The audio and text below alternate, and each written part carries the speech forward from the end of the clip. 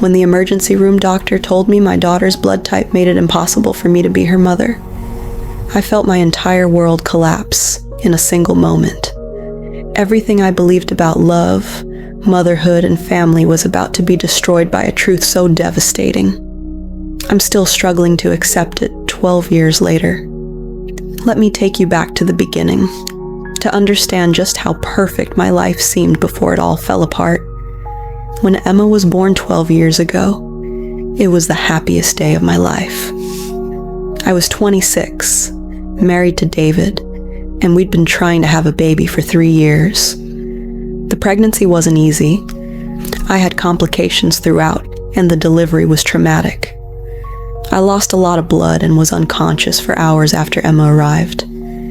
When I finally woke up and held her for the first time, she was the most beautiful thing I'd ever seen. Tiny, perfect, with these incredible blue eyes that seemed to look right through me. David left us when Emma was just 6 months old. He said he couldn't handle the responsibility, that he wasn't ready to be a father. I was devastated, but in a way, his leaving made Emma and me even closer. It became us against the world. I poured every ounce of love I had into being her mother. We had our little routines, our inside jokes, our special traditions. Every birthday, every Christmas, every small milestone. It was just the two of us. But it felt complete. Emma was an incredible kid. Smart, funny, artistic, like me. She had this way of tilting her head when she was thinking, just like I do. Everyone always commented on how much we looked alike, how we had the same mannerisms, the same laugh. I loved hearing that. It made me feel like we were truly connected, not just by love, but by blood, by something deeper than just being mother and daughter. I sacrificed everything for Emma.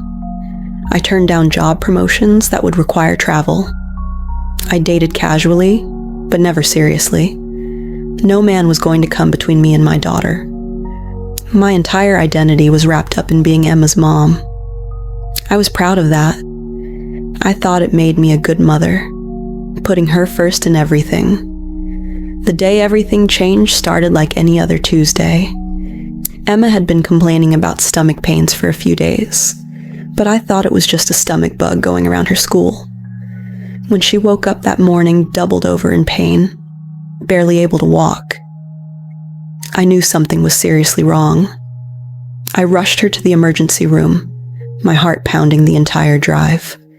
The doctors immediately suspected appendicitis and rushed Emma into surgery. I sat in that waiting room for what felt like hours, praying to anyone who would listen that my baby would be okay. When the surgeon finally came out, he said the surgery went well, but Emma had lost a significant amount of blood and would need a transfusion. "We'll need to run some quick blood compatibility tests," he said. "Are you her biological mother?" "Of course I am," I replied, not understanding why he would even ask that. That's when everything started to unravel. The first test came back showing our blood types were incompatible for transfusion. The doctor seemed puzzled. He ordered more comprehensive genetic testing, explaining that sometimes there are rare genetic variations that can complicate blood typing. I wasn't worried. I was focused entirely on Emma's recovery. But then Dr. Martinez, the geneticist, asked to speak with me privately.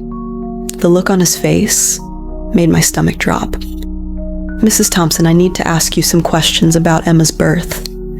The genetic testing we ran shows some irregularities."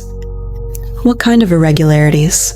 I asked, though part of me already sensed I didn't want to know the answer. "The results indicate that it's genetically impossible for you to be Emma's biological mother. Her DNA markers don't match yours in any of the ways they would need to for a parent-child relationship." I stared at him, certain I'd misheard. "That's impossible. I gave birth to her. I was there. I held her." I understand how shocking this must be, but the science is very clear. Emma is not your biological child. The room started spinning. I felt like I was going to be sick. There must be a mistake. Test it again. Test me again. They did.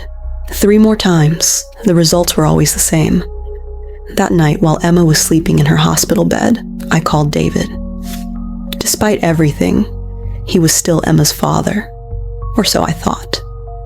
When I told him what the doctors had found, there was a long silence on the other end of the phone.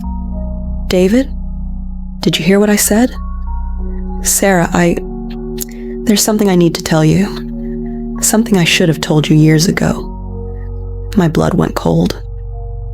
What are you talking about? The baby you gave birth to. She died, Sarah. About 6 hours after delivery. The complications were too severe.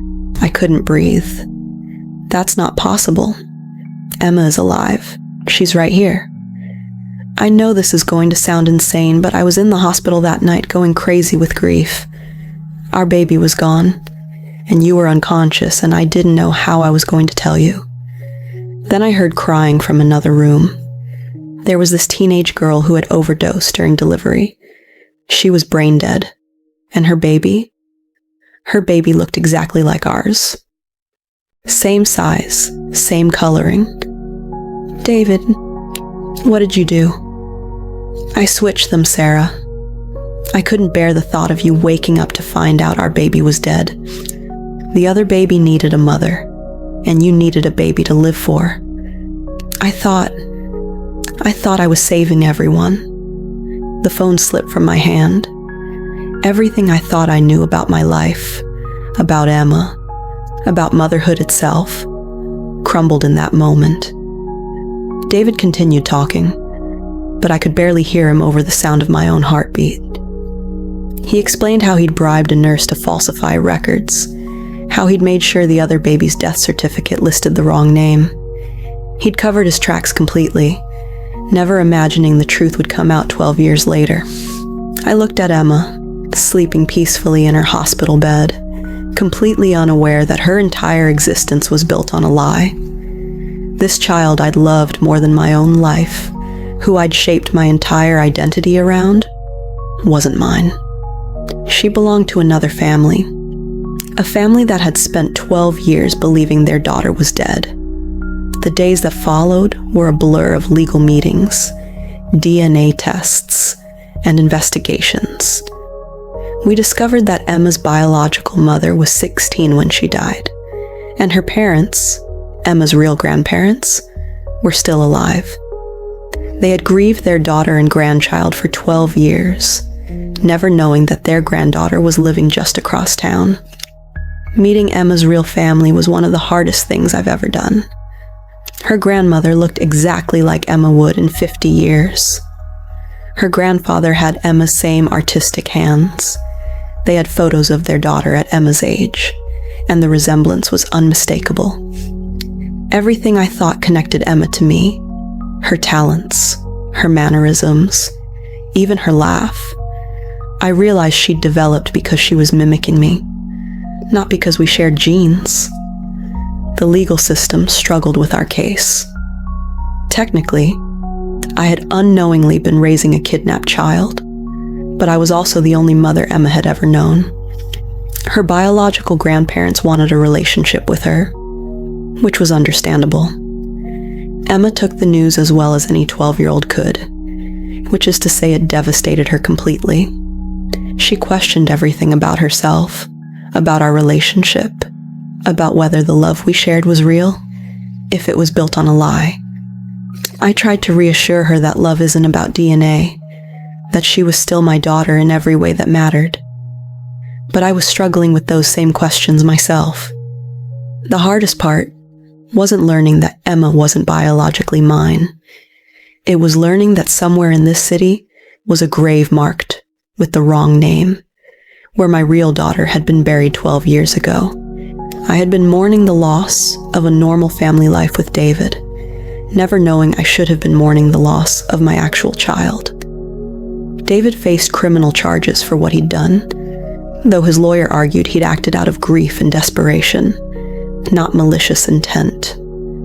The nurse he'd bribed had died years earlier, taking her part in the secret with her. Today, Emma and I are still figuring out what our relationship looks like. She spends time with her biological grandparents, learning about the mother she never knew, and the family history that actually belongs to her. I've had to redefine what it means to be a mother when the child you raised isn't the child you gave birth to. I still love Emma with every fiber of my being. That hasn't changed. But I've had to accept that 12 years of my life were built on a lie created by someone who thought he was protecting me. I've had to grieve not just the loss of my biological daughter, but the loss of the simple, uncomplicated love I thought I shared with Emma. Some days I'm angry at David for playing God with our lives.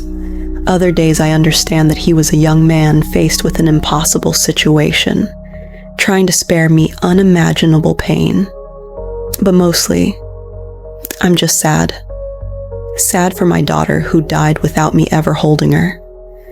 Sad for Emma's real mother who died so young. Sad for the grandparents who missed 12 years of their granddaughter's life. And sad for Emma, who has to carry the weight of knowing her entire existence is more complicated than any child should have to understand. Family isn't supposed to be this complicated. Love isn't supposed to come with asterisks and legal documents and questions about DNA. But sometimes life forces you to redefine everything you thought you knew about the people closest to you. Emma is still my daughter, but she's also someone else's granddaughter, someone else's legacy, and I'm still her mother. But I'm also a woman who lost her biological child and never got to grieve properly. The truth didn't set us free. It just gave us a different kind of prison, one where love and loss and family and betrayal are all tangled up together in ways I'm still trying to understand. Feel free to leave a comment in the comment section, like and subscribe for more stories.